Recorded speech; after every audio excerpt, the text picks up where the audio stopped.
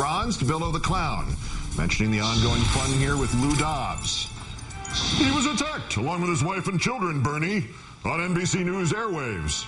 Bernard Goldberg answered. Some people on NBC said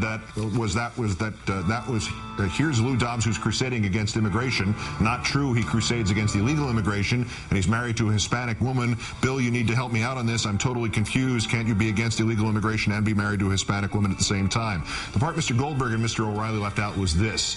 Mr. Dobbs mostly attacks illegal immigration, but not exclusively, and his wife, having been a television sportscaster on a national network and having been caught trying to take a gun onto a commercial flight, is fair game. And given that Mr. Dobbs attacks illegal immigration, yet pays the bills for his kids to participate in the horse show circuit, which is the second leading employer of illegal immigrants in this country, he is a hypocrite.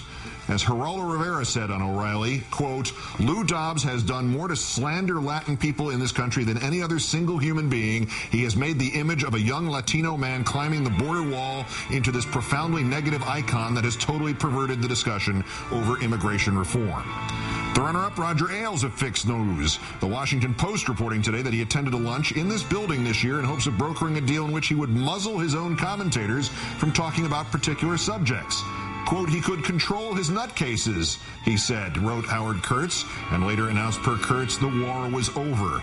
Negotiating with the people his nutcases might cover about whether or not those nutcases will or will not cover them might seem like journalism to Mr. Ailes, but clearly no actual journalist would agree with him. But our winner, the aforementioned Mr. Beck, or if you've ever seen the movie A Face in the Crowd, Lonesome Rhodes. Angry that the phony healthcare protesters were called out the way the phony tax protesters were called out.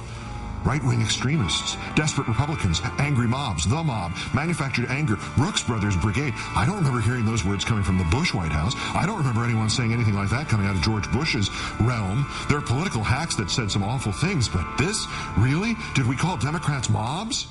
No, you and the Bush administration called us morally and intellectually confused, disloyal, treasonous, un-American. You and the government tried to blacklist performers and commentators who criticized Mr. Bush.